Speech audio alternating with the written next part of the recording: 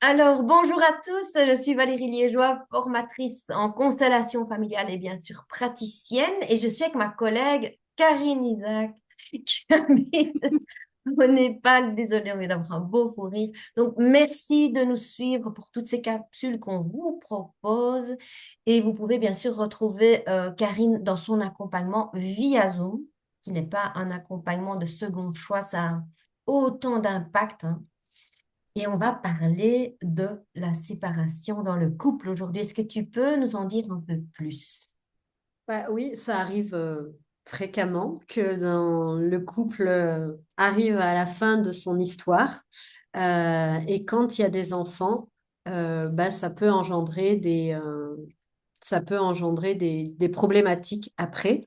Donc il faut savoir que euh, au niveau de la systémie, normalement, de 0 à 12 ans, l'enfant, il a besoin d'être en sécurité. Il a besoin d'être chouchouté, dorloté, d'être materné. Donc, généralement, de 0 à 12 ans, c'est la maman qui prend ce rôle-là. Puis après, de 12 ans à l'âge adulte, c'est plutôt le papa qui a ce rôle-là parce que lui, avec sa force masculine, il va amener l'indépendance, il va amener un cadre et il va amener une certaine vision par rapport après à l'intégration dans la vie sociale. Donc, Oui, c'est ça, parce que, pardon, excuse-moi, tu dis 0 12 ans, mais bien sûr, c'est de la petite enfant, enfin de la naissance à l'adolescence. Donc, si votre enfant est mature plus vite, bien sûr, cet âge-là peut être un peu mouvant, mais c'est de l'enfance à l'adolescence, la maman pour les premiers besoins, et de l'adolescence à l'âge adulte, c'est le papa qui prend le relais pour amener vers l'autonomie, vers l'extérieur. oui. Néanmoins, il ne faut pas non plus se cantonner à ça. Il faut noter aussi que maintenant, c'est aussi le parent qui est le plus euh, apte à ne pas, comment dire, à ne pas critiquer l'autre. C'est-à-dire que, il est vraiment important pour l'enfant qu'il soit dans un lieu où l'autre parent n'est pas sans cesse dénigré ou sans cesse indexé, parce que ça va lui empêcher de se construire comme il faut. Désolée si vous avez un petit bruit, mais je suis un peu enrhumée. Oui, c'est ça, parce que c'est important que l'enfant n'ait pas à choisir entre l'un ou entre l'autre, parce qu'il a le droit d'aimer ses deux parents. Ce qui se clôture, comme tu l'as bien dit, c'est l'histoire d'adulte, c'est l'histoire du couple. Mais le fait d'être parent, on reste parent toute sa vie. Oui, oui, oui. Et puis, on a cette place, en fait. Hein, on en parle souvent de la place de chacun. Et les parents sont vraiment les parents pour toujours, en fait. Hein. Et, euh, et c'est important que les histoires d'adultes restent des histoires d'adultes, n'impactent pas les enfants et surtout que chacun des parents respecte l'autre parent face aux enfants. C'est-à-dire s'ils veulent se chipoter, qu'ils le fassent tous les deux dans leur coin, mais pas devant les enfants déjà, et que les enfants n'aient pas ce sentiment de devoir choisir entre papa et maman. Euh, oui, c'est ça, c'est de ne pas prendre parti, parce que, comme tu parles aussi de la place, ça fait partie aussi de la séparation, c'est que par exemple, la fille ne peut pas être, devenir la copine ou alors la confidente ou soutenir sa maman parce qu'on est dans un problème de place. Tout comme le garçon ne doit pas prendre la place du papa parce qu'il y a un papa et il ne doit pas protéger sa pauvre maman dans un divorce. Il doit garder sa place d'enfant. C'est hyper important, même si c'est un ado, ben justement, qui vivent avec légèreté et que les parents règlent leurs problèmes au tribunal ou pas, ça n'a pas d'importance. Mais c'est leur histoire, c'est les mettre en dehors de ça. Et ce qui est important, c'est qu'ils ne doivent pas choisir. Jamais ils n'ont ce devoir de choisir. Ils peuvent aimer leurs deux parents. Donc, comme tu l'as dit, la maman, c'est toute la sécurité, le papa, toute l'indépendance. Donc, c'est important d'avoir ce soutien des deux. autant que possible, parce qu'il y a des fois des parents qui sont démissionnaires, mais autant que possible, et c'est de laisser ben vraiment le choix d'aimer les deux. Oui, et puis comme tu disais, quand tu as un ado qui veut prendre un petit peu la place du papa, quand tu en as conscience, c'est après aussi à la maman de remettre de l'ordre en disant, oh, tu n'es pas le papa, tu n'es pas mon conjoint, tu es mon fils et bah, reste à ta place aussi. De pas donner le plein pouvoir de pas donner trop de pouvoir à ses enfants sur ce qu'on vit nous aussi.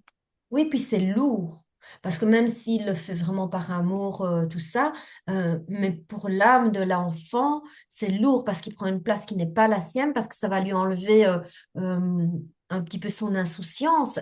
D'ailleurs, les enfants d'enfants de parents divorcés, ben moi je fais partie du lot, c'est souvent on dit ben j'ai dû grandir trop vite. J'ai dû grandir trop vite parce que soit ben, on prend la douleur de l'autre, soit ben, on est au milieu d'un conflit et quelque part ben, on doit agir en tant qu'adulte et on pense qu'on doit prendre le clan ou la part de l'un ou de l'autre, mais en fait on ne doit rien du tout.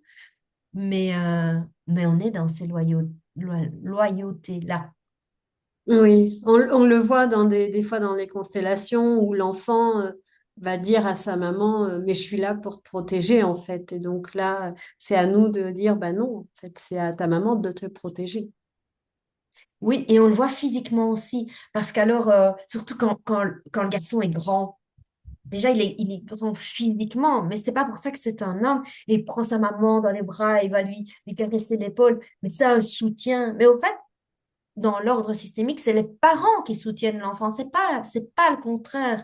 Donc, Mm. il y a ça, et il y a aussi la part de l'ex. Donc, c'est reconnaître que oui, tu as été ma femme, ou oui, tu as été mon mari. Merci pour ce temps que nous avons passé ensemble. Merci pour les enfants, même si on n'arrive pas à s'entendre, mais au moins ce merci de reconnaître cette place hyper importante et la nouvelle personne aussi Oui. de reconnaître qu'il y a eu un homme ou qu'il y a eu une femme. C'est aussi, comme on a parlé tout à l'heure, la reconnaissance du passé. Oui, et la reconnaissance du passé et puis la reconnaissance aussi des enfants. C'est-à-dire que quand tu te mets en couple avec quelqu'un qui a des enfants, bah, tu prends le package parce que les enfants font partie de la première famille de ton compagnon. Et donc, bah, il faut reconnaître déjà sa vie passée, la place de la maman de ces enfants-là et reconnaître ces enfants aussi dans cette nouvelle famille. Oui, parce que la famille actuelle, comme on vous en parle souvent, c'est celle qui prime. Mais les enfants qui vont partager le foyer une fois chez l'un, une fois chez l'autre, font, pardon, partie de la famille actuelle.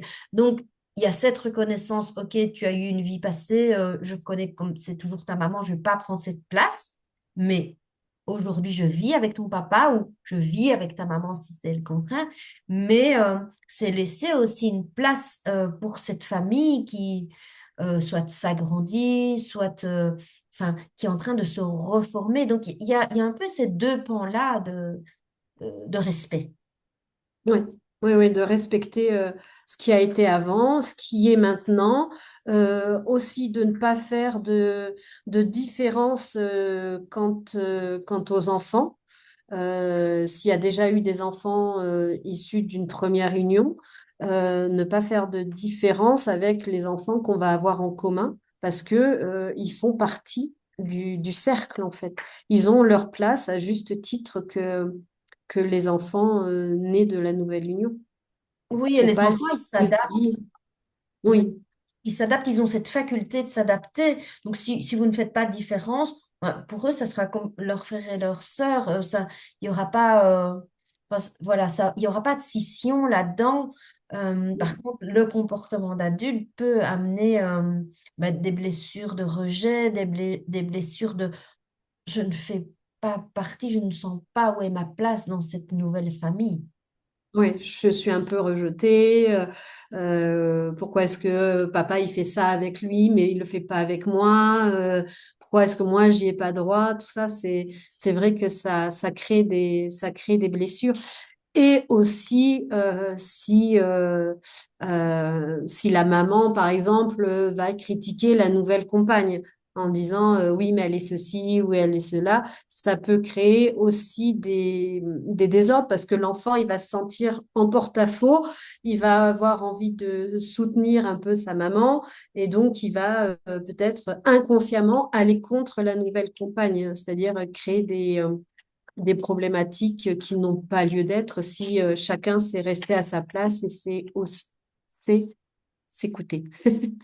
Oui, alors on a bien conscience que euh, c'est pas toujours faisable dans la matière parce qu'il y a des divorces qui sont d'une rare violence. Il y a des parents, aussi bien femmes que hommes, qui ne sont pas dans cette sécurité qu'ils doivent amener aux enfants. Mais nous, on vous parle d'un point de vue systémique, d'un point de vue où c'est l'idéal, bien sûr, mais on a conscience que ça ne peut pas toujours être comme ça.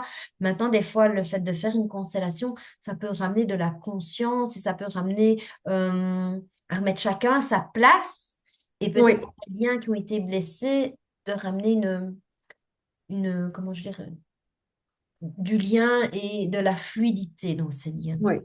Oui, il peut y avoir aussi, par exemple, dans des cas de divorce conflictuel parce que l'un des parents a été violent avec les enfants, donc on divorce aussi pour protéger ses enfants. Donc c'est vrai que là, il peut y avoir, il y a une rupture physique avec l'un des parents. Néanmoins, il est important de le reconnaître comme étant le parent biologique de l'enfant, parce que ça crée sinon du désordre. Donc, c'est fait pour protéger l'enfant et c'est OK en fait, hein. Mais cette personne-là euh, sera quand même le parent biologique de l'enfant. Oui, voilà, donc je mets de la distance entre toi et moi, je te reconnais comme papa, mais je mets de la distance entre toi et moi, ou je mets de la distance entre toi et nous, euh, Oui, mais voilà, je te reconnais à la place de père. Tant qu'il y a ça, c'est OK. La distance, oui, des fois, c'est salvateur. Et ne culpabilisez pas en mettant de la distance.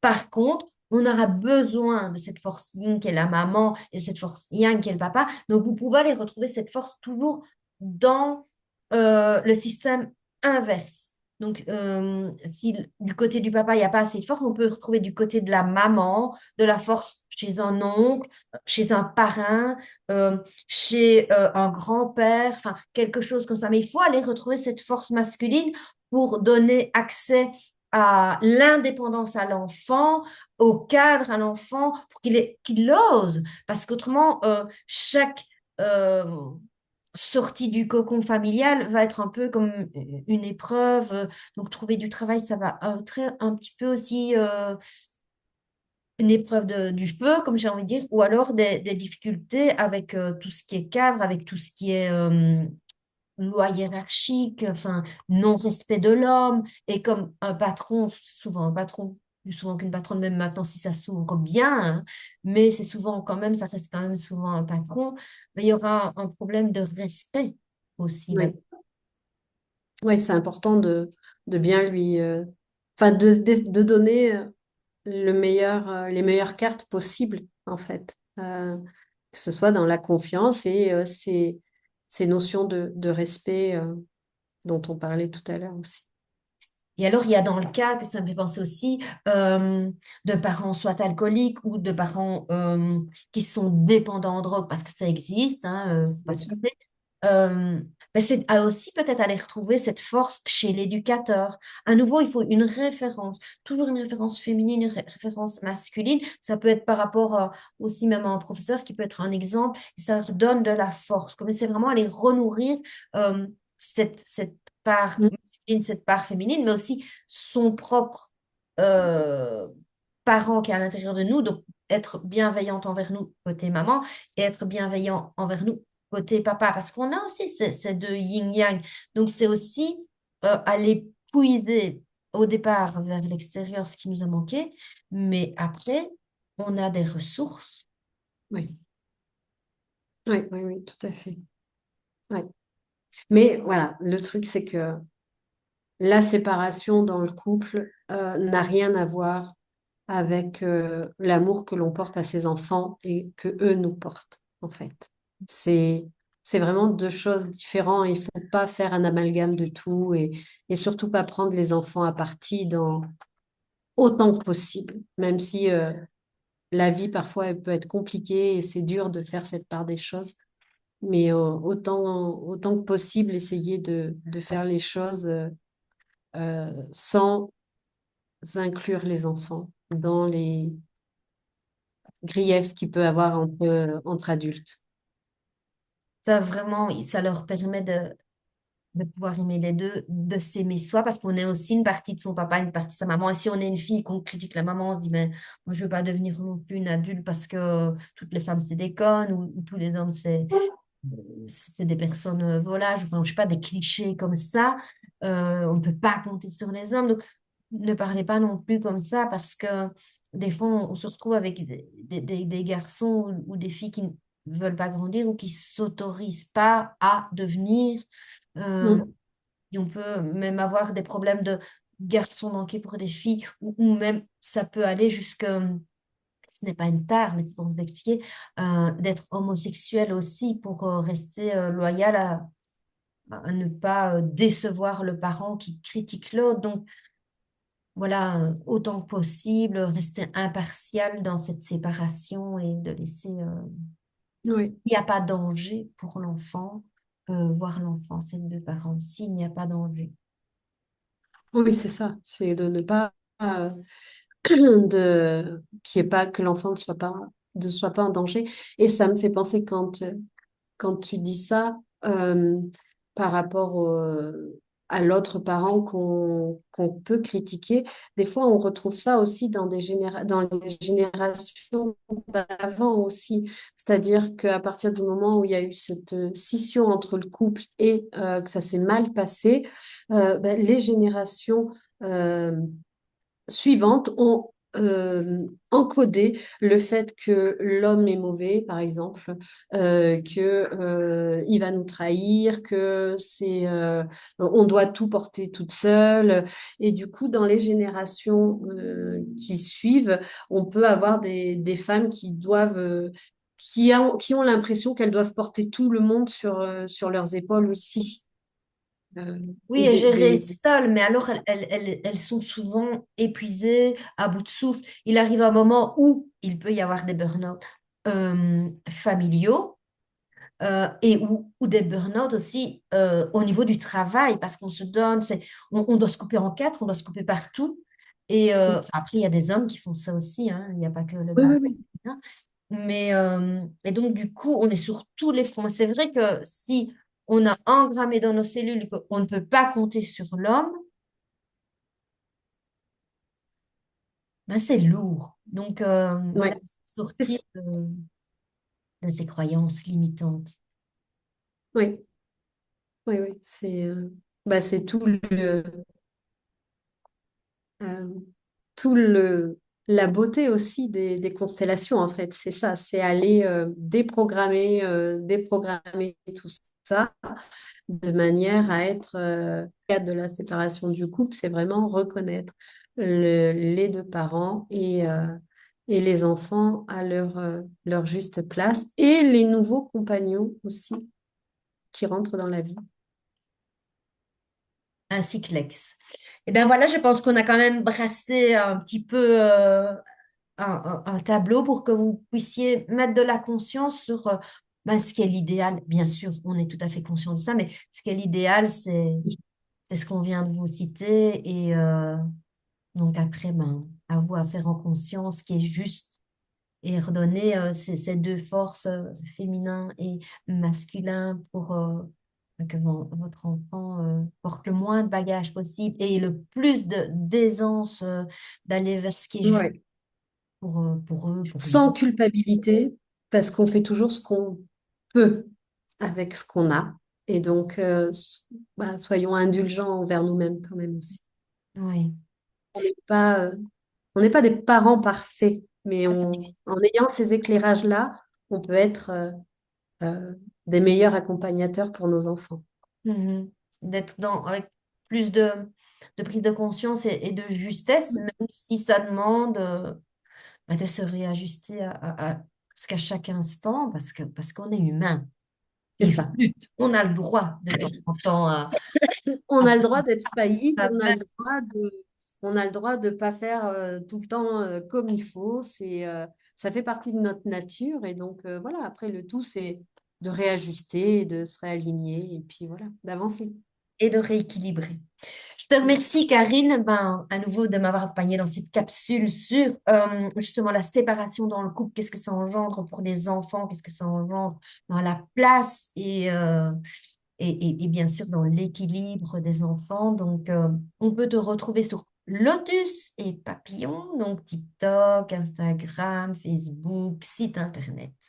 Oui, et toi sur lesmurmuresde l'âme.org pour le site internet et pour les autres, sans le point .org, pour toutes les autres plateformes. Tu es un peu partout aussi comme moi, donc voilà. Je te Oui. remercie beaucoup pour cet échange et puis c'est vraiment très intéressant tout ce qu'on peut décrypter mais conscientiser, par exemple, et là sur la séparation dans le couple. Donc merci à toi. Et merci à vous de nous écouter, d'être Merci. fidèles. Merci. Merci beaucoup et à très vite. Oui, à très vite. Merci. Au revoir.